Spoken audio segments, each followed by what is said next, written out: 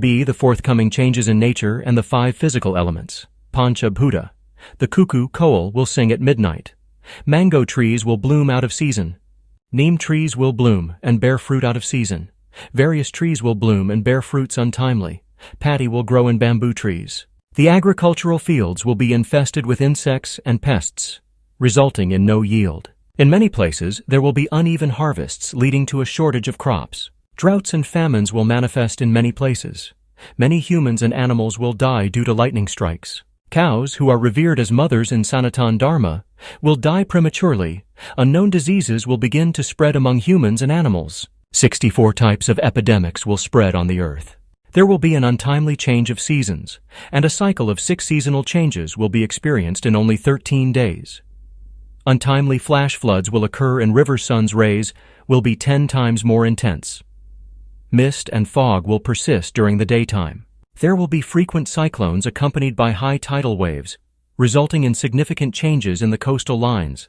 There will be floods in the deserts. Due to heavy rainfalls, the mountaintops will experience floods and landslides, leading to innumerable deaths. Aquatic and sea creatures will die in large numbers. Many wild animals will enter the human habitat and inflict damage on them. Due to the intense heat from the sun, the northern and southern polar ice caps will begin to melt. Due to severe wildfires, the lives of millions of animals will be at stake.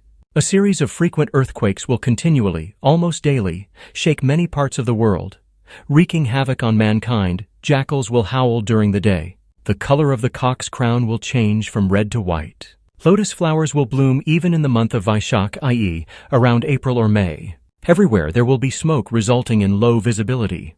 Clouds will burst, causing rain on the mountains as well as on the plains. Every month, some places on the earth will witness storms, cyclones, tornadoes, etc. Many new and pre-existing dormant volcanoes will become active. C. The forthcoming changes in planets and constellations. The moon's rays will appear hazy, the sun's rays will be very strong. Cycles of rare 13-day phases, fortnights, will occur frequently. Meteorites will frequently fall from the sky. The occurrence of both Amavasya, new moon, and Sankranti, the transition of the sun from one zodiac to another, on the same day is a rare event. However, it will be observed frequently. The occurrence of both Purnima, full moon, and Sankranti, the transition of the sun from one zodiac to another, on the same day is a rare event. However, it will be observed frequently. The solar eclipse on the new moon and the lunar eclipse on the full moon will be seen within the same fortnight. An unnatural halo, corona, will be seen around the sun and the moon at unexpected times. Abnormal movements of planets and constellations will be witnessed frequently. Sun's rays will become 10 times more intense. There will be frequent changes in the speed of planetary movements.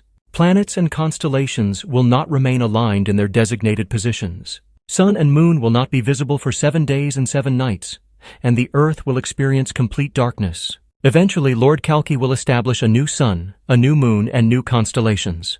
D. The forthcoming incidents in the places of worship. Many temples will be struck by lightning. In some places, the flags of the temple will get burnt due to lightning.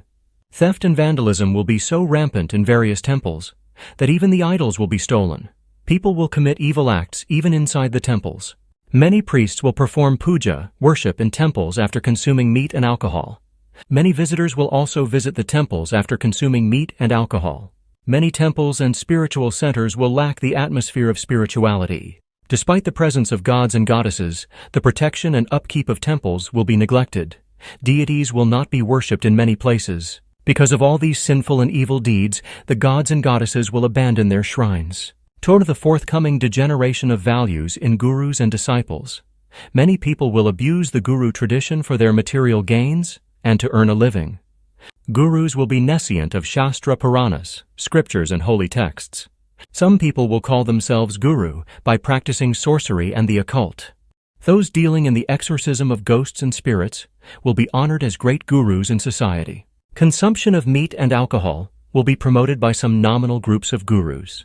The so-called upper caste people will start fishing with nets and sticks and will not hesitate to take on the role of a butcher. Brahmacharis, celibates, will not practice celibacy anymore. People will change their names given by their parents and add titles like Saint, Swami, Dasa, Maharaja, etc. Pharaoh to self-glorify themselves in the rank of a lord, Thakur, or a great man, Mahapurush. They will call themselves a guru. by merely wearing orange robes and saffron clothes. They won't hesitate to cut down the forest and justify this act under the pretext of receiving divine messages in dreams, thus spreading their false glory. The self-declared gurus will marry their disciples and call them their consorts. The so-called gurus will proclaim themselves as an incarnation of God and glorify themselves. They will loot people by showing a fake conch, shank, and discus chakra on their hands and calling themselves Lord Kalki. Despite calling themselves gurus, they will coerce their disciples' wives into debauchery. They will fulfill their carnal desires by calling themselves Gopal, Lord Krishna, and female disciples as gopis, cowherd girls. By calling themselves Lord Narayan, luring the disciples with the promise of liberation, the gurus will coerce them to perform daily personal services. By keeping matted hair, they will declare themselves saints and keep looting people. Illiterate, ignorant, and indolent people will call themselves servitors of God, and while wearing sacred threads on their shoulders, will deceive innocent people. Gurus will handpick and gather opulent people as their disciples. Those who call themselves gurus will indulge in luxury and comfort using the wealth of disciples. The so-called gurus will extract cash, gold, silver ornaments, etc., from their disciples under the guise of offerings, by enticing them with a false promise of an accommodation in Vaikuntha, the divine abode. Some gurus will lure beautiful women with various temptations and fulfill their carnal desires by making them disciples.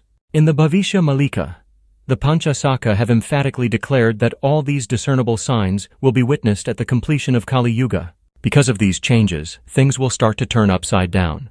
Today, we are seeing many of the signs, only a few of them are yet to be apparent.